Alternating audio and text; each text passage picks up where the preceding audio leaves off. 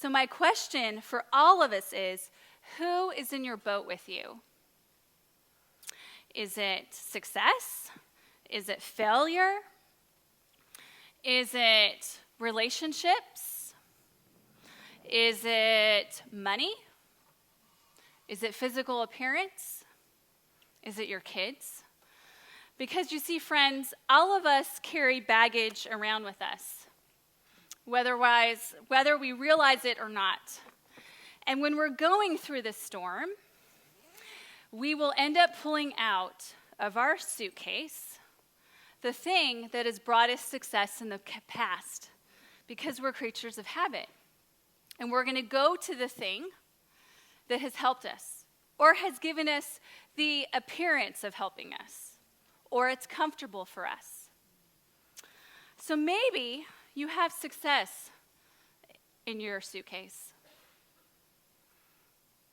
And maybe it's all of those things that you did so well that make you feel really, really good inside. But what if you fail? And what if you have that one big, amazing success that nothing in your present can ever compare to?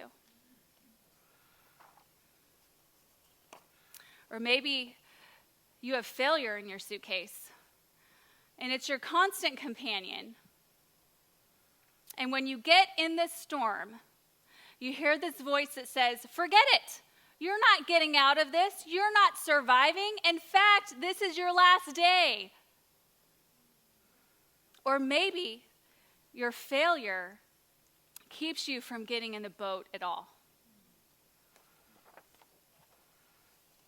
And maybe you have addiction in your suitcase. When the storms of life comes, or you have something painful, you reach for whatever is your substance of choice, and you medicate, and you numb out, so you don't have to feel that pain. But what happens when your addiction creates a storm in your life? What if the thing that's supposed to be helping you cope is actually causing you more drama? And maybe, what if you have physical appearance? Now, this is a big one for ladies, because we feel that how we look on the outside is what's most important. That's what culture tells us, and somehow we start to believe those lies. But what happens when all the time and effort and everything that we focused on falls apart, and we're not so happy with how we look in the mirror anymore? This can be a big one for guys too.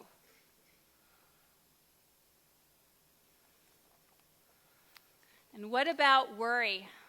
Now, I have a lot of sympathy for those of us, or not sympathy, empathy for those of us who live with constant anxiety and worry, because it is absolutely horrible. And I understand that. But what if I were to tell you that you could have your anxiety there, and yet Jesus could be more present and more powerful to you than this? And what if I could tell you that he could actually help you overcome this? And what about anger? Now, this is a hard one, because if we've been treated unjustly and harmed, a natural response is to be angry. Or if someone we've loved very dearly has been mistreated or deeply harmed. And the Bible doesn't say that anger is wrong. It says not to sin in our anger. But what happens when your anger just completely keeps you frozen and you're not able to think past your anger? All you feel is anger. You can't think, you can't feel, you can't do anything to help yourself. And what about relationships? This is a big one, because relationships are a wonderful and beautiful thing. And we value them here so much that we are a life groups church. That's what we are about. That is our main discipleship component here. But what about when our need for a person comes to us before our need for Jesus? That's a problem. Or what if we're putting our wants and our hopes and our desires to make us feel better about ourselves on another person?